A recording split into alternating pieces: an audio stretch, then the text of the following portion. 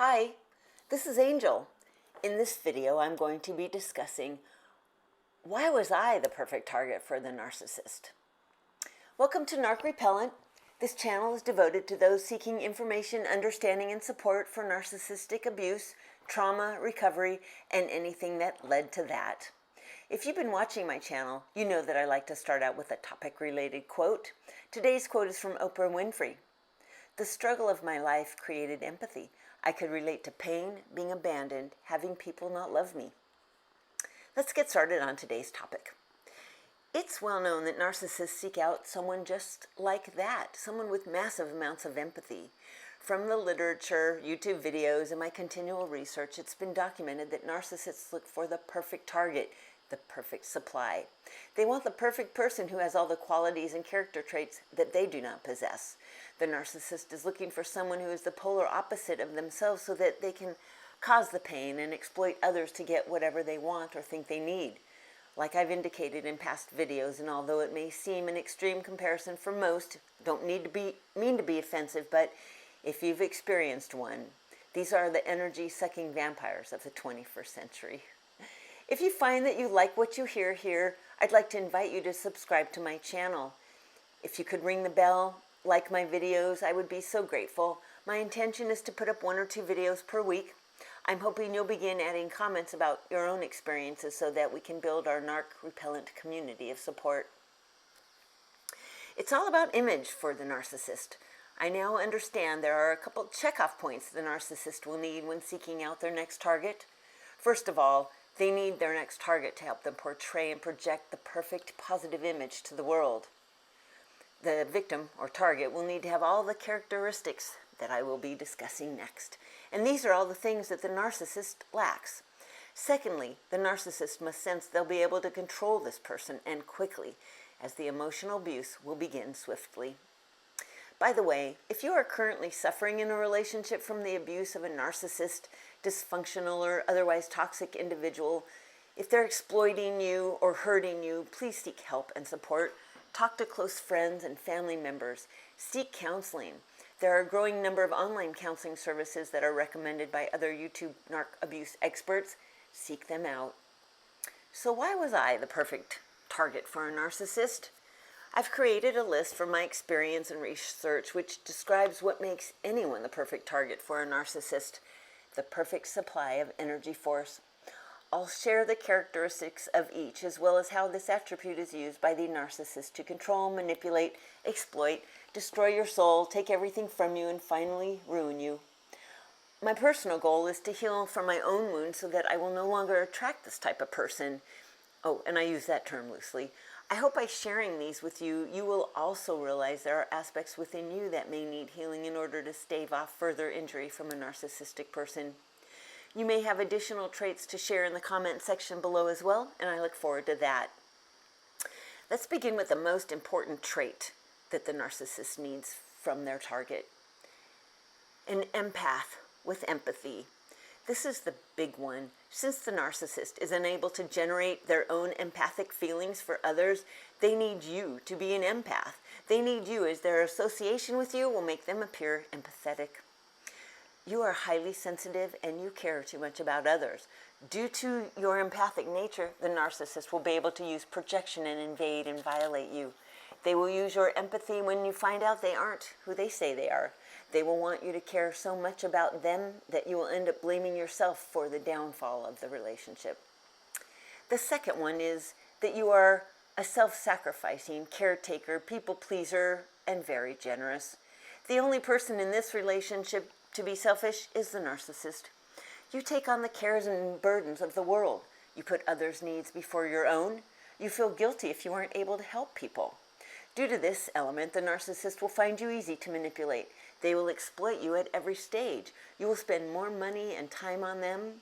They will use guilt to get you to do what they want you to do. In the end, they will take more than their fair share of assets from the relationship, knowing you're not going to challenge them. I've got to tell you, when I saw the mother lode leaving my home, I was not too happy. Number 3, you're a trusting individual with weak boundaries. Due to your potential codependent nature, you have trouble keeping boundaries up. The narcissist will learn this very early. You will believe who they are and what they say. You'll be too easy to manipulate. You'll be too trusting too soon. You'll end up being a doormat for the narcissist to use. The narcissist's goal is to control you. Due to your trusting nature and lack of strong boundaries, this will be easy for them. The narcissist will test your boundaries early on to see if they are penetrable. Later, they will end up exploiting this sweetness in your nature. Number 4, patient, kind, conscientious, a counselor. You're a natural soother, teacher, advisor. You live by the golden rule. You're willing to put your needs after theirs. You willingly share your experiences, letting others know your thoughts, your feelings, your opinions. You openly listen to others and want to know their thoughts, feelings, and opinions. The narcissist will use these qualities to manipulate and control you. They'll need you to put their needs first at all times. Your needs will be neglected. They will dump all of their problems on you, making the resolution your responsibility. But in the end, they will deny that anything you've done has been helpful. Number 5, truth seeker, honest, a person with integrity. You just want to live an honest life. You do not partake in unethical behavior. You're less likely to lie, cheat, or steal. You'll keep your commitment to a relationship, and you won't retaliate. The narcissist will use this to gaslight you by playing mind games, distorting your truth and reality. You'll be easy to manipulate. By association, the narcissist will be an honest person with integrity. However, they will lie about everything.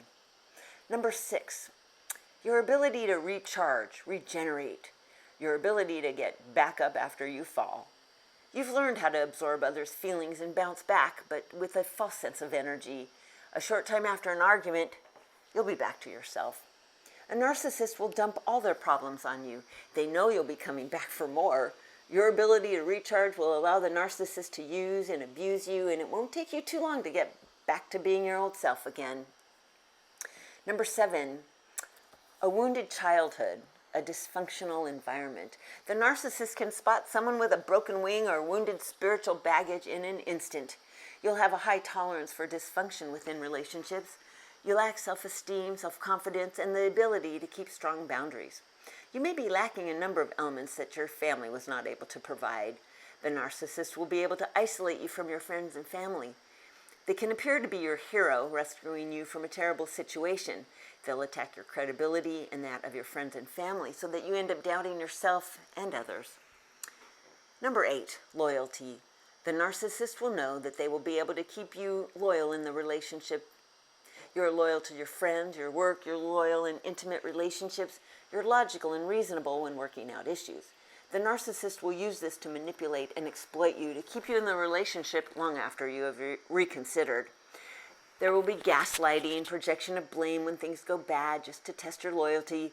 They will expect you to be willing to withstand arguing for long hours in order to resolve issues with them.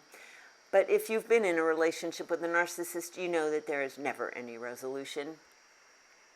Number 9, intimacy. This applies to any area of communication. You easily make intimate connections. You give freely and are unselfish. Sex and love are connected for you. The narcissist uses you for whatever sexual desires they have, or you have, in order to create the soul ties, which is an addiction to the narcissist. They know how important intimacy is for you, and they will use this area to manipulate and control you. This is sometimes what the narcissist uses in the beginning, along with love bombing, to get you to be trauma bonded to them. The narcissist will also use this to control you by withdrawing intimacy as punishment. Number 10, avoiding conflict or uncomfortable situations. Well, not many people like to face uncomfortable confrontations with people. You are someone who likes peace and quiet. You do not want to confront people about problems. You may believe it's a small sacrifice to take the blame for something small in order to avoid conflicts. The problem here is that the narcissist will expect you to take the blame for all of their bad behavior. The unfortunate thing is that sacrificing your honor and character will lead to eventual more abuse. You will be given the blame and expected to accept responsibility for what is not your fault. You will be expected to accept responsibility for the failure of the relationship. Well, if you have those 10 traits, you're a fantastic person. However, What are the lessons here? There are beautiful, wonderful, loving people with high caliber of integrity, compassion, empathy, and understanding who are falling into relationships with toxic people. We're intelligent, honest, and loyal. We have exceptional character traits to share with the world. Unfortunately, due to our wounded, dysfunctional childhood, we've grown to attract toxic people who take advantage of this goodness. They exploit us, they take everything from us, and leave us to wither away. I say no more. Since narcissism is on the rise in America, we need to change this. We need to work on ourselves in order to repel narcissists in our life. We need to become stronger in our constitution in order to establish stronger boundaries. We need to heal from our early childhood wounds in order to move on to a healthy future with loving mutual relationships. We need to be kind to ourselves. You need to be kind to yourself. You need to learn to forgive yourself. It's not easy. Remember that you are loved by this community. You're a worthy person just because you are you.